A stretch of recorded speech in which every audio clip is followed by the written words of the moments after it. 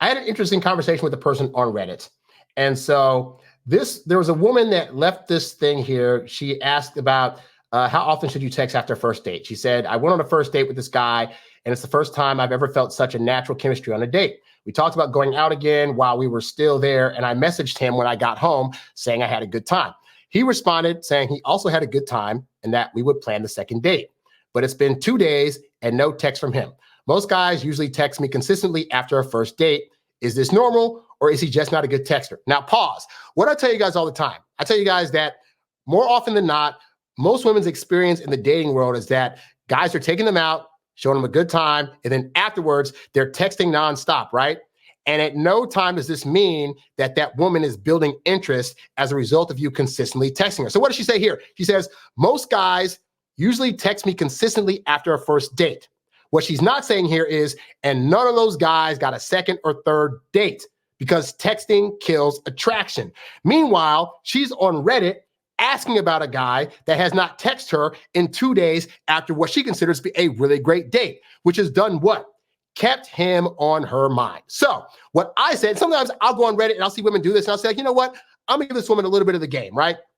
So I wrote and said, I'll be honest, as a dating coach, I advise men to wait a minimum of 4 days after first dates to initiate a text for a second date. Before I get the hate responses or downvotes, in my experience, as a guy that's done this and dated, I found trying to text so quickly and frequently after a first date made women feel like I was being needy, clingy, and forcing them to give me more attention than they were ready to give. I found that once I started waiting 4 days minimum before initiating text again, that I got way better results. More future dates, more hookups, and a higher chance of getting into a relationship. The psychology behind why this works is fascinating, but one of the reasons is exactly what you're doing right now. It makes the woman question if the guy still likes her, which keeps her thinking about him, thus increasing interest. Again, based on my experience, that's what tends to happen.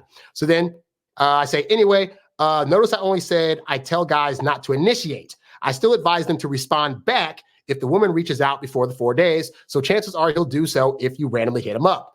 And I say, and of course, there's always the possibility he's no longer interested, but you'll find that out if he doesn't set up another date. So that's what I said, right? So, because that's what I teach you guys. And again, that's what's worked for me. And so there was another woman that responded to that, and she did not agree with me. And what she said was, as a psychologist holding a doctoral degree, the psychology behind your reasoning wouldn't even cut it for advice to 15-year-olds. Ouch.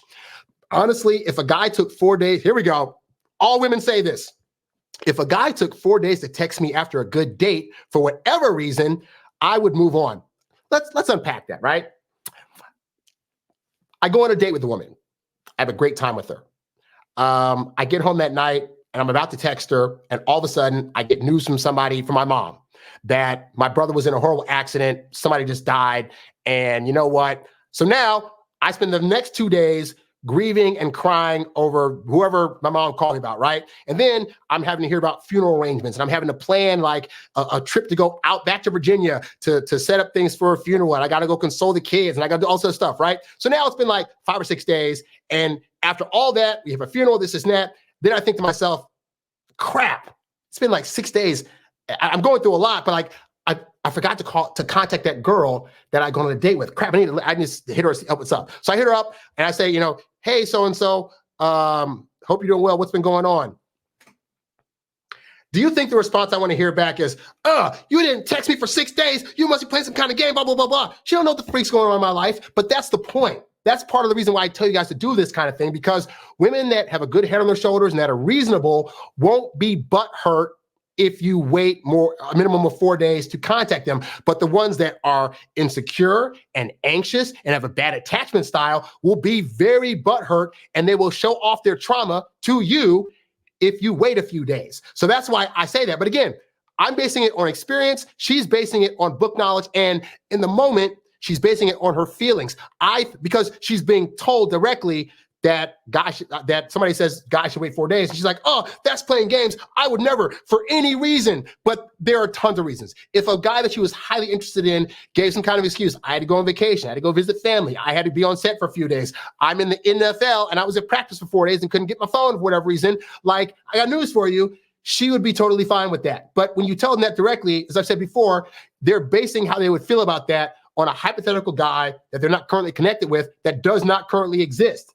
It's easy to say what you would or would not do when something doesn't exist versus when you're actually in it. It's just like women that would be like, I would never stay with an abusive guy. How many women do you know personally that are in abusive relationships? So you can't take this at hand. But again, we'll continue on. She says, I would move on, let alone if he was doing it to play mind games. Well, for one, she wouldn't know if he's doing it to play mind games, but also it's not about the mind game aspect. It's about the patience aspect. This is an example of a way to test if a woman is a patient woman. Because if you just ask them directly, hey, so are you a patient woman? Like if I went away for a couple of days and I wasn't able to talk to you, would you be able to handle that? Like, just like the way women test us. I don't get mad at women that put tests out for guys because I know based on what they've been through with probably their previous dating situations that they probably dated some psycho guys. And so they need to test some things on me to make sure I'm consistent, that they can trust me, blah, blah, blah, blah. I welcome the testing. So women that aren't open to the idea that they're going to be testing on a few things to make sure that their head's on straight, those women are not women you should date because they're going to show off toxic stuff later. Trust me, it's coming. She says, I guarantee you that women who would fall for that are not the emotionally healthy women you would want to date, and being attracted to someone because they play it cool is really immature behavior. So clearly based on my commentary, I disagree. But I read this because I stress to you guys something very important, right? Is that, I come on here, I give you guys advice based on my dating life and what's worked best for me. And also the people that I've coached, I give advice based on what I've coached them to do that has actually worked for them. But within all of my stuff, I always say, at the end of the day, I am human, I can be fallible. And so you need to test these things out before you just take my word at it, right? Like I have almost 700 something videos on here talking about the various things that I would do and try and things that have worked for me. But you might be apprehensive. You might be like this lady, say that is not going to work. Again, she's basing her response to me on book knowledge, but she is a woman that has had no experience at all actually trying to attract other women. So she only has a certain frame of mind. But even with that, I'd say, but you know what? She could be right. I could be tripping. Maybe I have dated immature women. Maybe I don't know what I'm talking about. But that's why whether you're listening to me or reading a book or looking at some psychologist or going to therapy, that at the end of the day, you need to be vetting and properly testing out all the advice that's being given to you, because as much as you think you know me, we're strangers on the net. And so I'm trying to give you the best knowledge that I can give based on what I've done up to this point. And I hope that it works for you, but don't ever follow anybody blindly. Like, try her stuff out. You know what? Go up to girls from now on, and when you date them, go out with them, have a good time, and then just text them nonstop, and then see what results you get from that. And then try my thing where I go on dates, have a good time, and then I don't initiate text for 4 days, and see which result you get better. Hey, in your life, you texting him every single day could result in you getting a girlfriend. So, but you need to test that to see, like, if the people that you're actually following are actually worth listening to. The reason that I'm so great at dating now is because there were advice people back in the day that I started following, and I was like, oh, this guy over here is saying be cocky and funny. This person over here is saying women speak womenese and saying be patient. And Doc Love used to say, for example, you should wait 5 to 9 days to call people. I found that I got stressed out doing that, so I cut it down to 4 because 4 worked for me. But again, that doesn't mean that made that bad advice because it worked for him. So you got to test out this stuff, and then you'll be able to get together what's going to best work for you. Now, with that said, I think that I have a pretty good system in place that's helped me time after time get into relationships with really high quality women. That's why I have the Introvert Dating Success Academy. I think that the stuff in that program will help you get a girlfriend. But hey, you got to test it out for yourself. And again, you can look at all the videos on my YouTube channel. If any of this stuff has been gelling with you or working for you, then you'll probably like the program. I charge for that program.